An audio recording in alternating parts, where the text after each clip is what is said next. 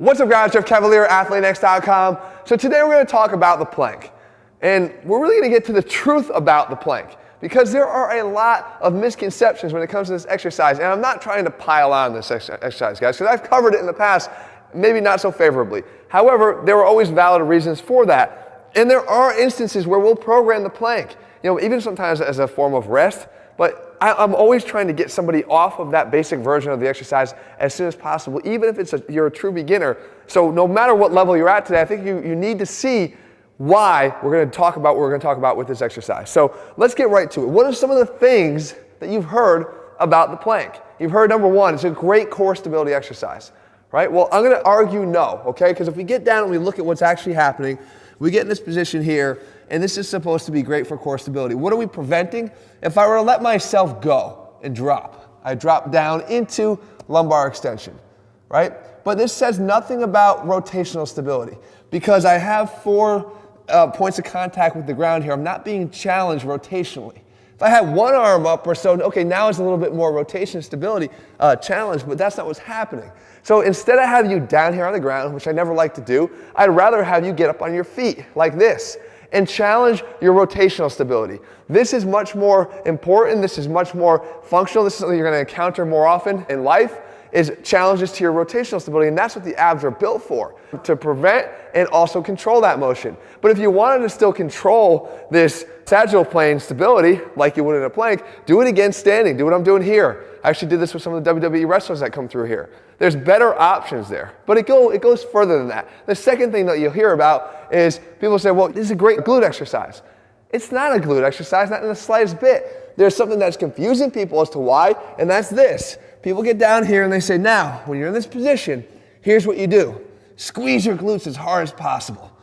Really, really fire up your glutes. So what? That's not doing anything for your glutes. All you're doing is you're contracting and squeezing your glutes, but you're not under load. They're not under resistance. It's the same as me going like this and flexing my bicep, but it's not under load. I'm contracting it, but I'm not loading it. Why? Well, let me show you. If I get in this position here and I were to actually let myself go, I go down into hip extension, one of the main functions of the glutes. But that's free because gravity is pushing me down here into hip extension. What I'm actually using to get myself up is my hip flexors, because if I were to squeeze my glutes from here, all I'm doing is driving myself further into hip extension into the ground. They are not driving this motion. They are not being resisted. The hip flexors do, because to get myself back up, I have to push through my toes into the ground and lift up. Pushing myself into hip flexion is what gets me up into this exercise. This is a hip flexor exercise, not a glute exercise. Completely opposite side of the joint. So we go into the third thing, and the third thing is it's great for your low back. Great for people that have low back problems. I'm going to disagree again. Why? Because if we know that it has a heavy reliance on hip flexors and developing hip flexor strength, we know that that can contribute to an imbalance that leads to problems down the road with low back pain. And we talked about this in many other videos before about an over-reliance on the hip flexors as opposed to the abs, and doing any exercise that's supposed to be for the abs is going to contribute to low back pain. So we get in this position again and we realize that once again, what's supposed to be good for my back, being driven by an over-dependence on hip flexors, is going to pull down on my lumbar spine because the hip flexors go through here and attach to my lower vertebrae, pulling down, causing pain.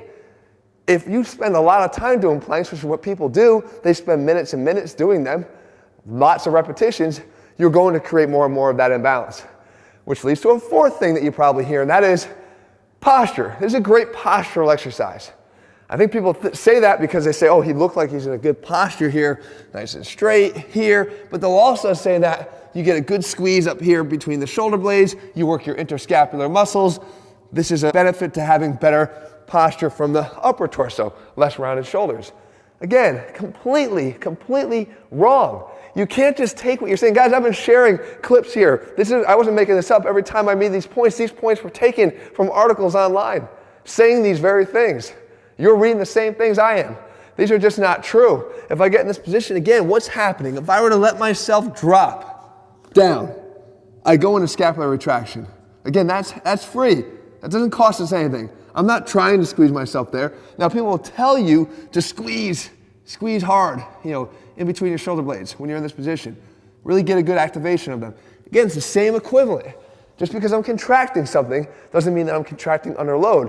What gets me off of the ground is the opposite. It's not scapular retraction, it's scapular protraction.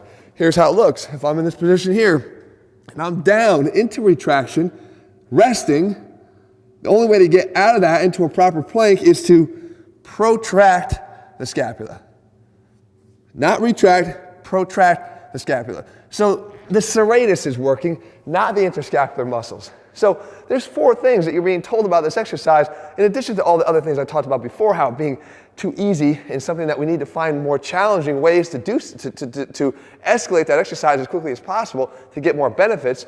But there is something you can do, and what you should do is you got to flip it over. This is something that's going to help you for a long, long time, and you don't have to do it for a long time. You just got to do it consistently. And as you flip it over, you work the opposite side. This is a reverse plank. Now, if we get in this position here, we can actually resist all the muscles that we said we were working before but weren't in a way that's effective and meaningful. So I get in this position here, and what I do is I take my arms and I rotate them out. By rotating out, I'm actually involving all those muscles in the upper back. First of all, the rotator cuff to actually rotate the shoulders, and then as we get down, I can actually squeeze my shoulder blades together, right? Pinch them together. Now, the legs are out straight. I lift up by actually contracting under load, the load of the downward force of gravity here. So now there's a lot more being done by the glutes. And I lift up and I lift up, just like that. And I try to hold that plank. A lot harder. Now there's variations that you could do to step this up because this is difficult. You can start by elevating your torso a little bit more like this on some pads, which is going to make this a little bit easier to initiate. And if you're a beginner, you could take this up even further and put yourself up onto a bench to alleviate some of that force that you have to generate in those muscles that are probably weak. But I will tell you this, guys, if you incorporate this every day, just for even a minute, you're going to have a lot more significant jump towards correcting the things you thought you were correcting in the first place with the plank. It's going to go a lot further towards reversing these imbalances we have. If you think you're weak here, believe me, you are twice as weak in the posterior chain, and it needs more work. And the plank is not going to cut it. I'm not trying to pick on it again, like I said. I'm just trying to be real with you and give you the truth behind this exercise, because I know a lot of people are using it from beginner to even more advanced, and I think you can be using your time more appropriately. If you're looking for a program, guys, where we lay things out like this, we don't select exercises based on popularity. We select exercises based on their effectiveness. We lay them all out step by step for you in all of our plans over at athletenext.com, and we put the science behind our selections every time we do that. If you're looking for more of our videos, make sure you're subscribed and turn on your notifications so you never miss one, and leave your comments and thumbs up below. Let me know what else you want me to cover, and I'll do my best to do that for you. And one more point that I want to clarify. What does that exercise look like? If you've been following this channel for any length of time, it should look like a face pull. That is a bodyweight version of a face pull, working the same muscles that we talked about already at the same frequency with the same level of importance that we stress with that exercise. It's one of the best things you can do for your body. This is no different. All right, guys, see you soon.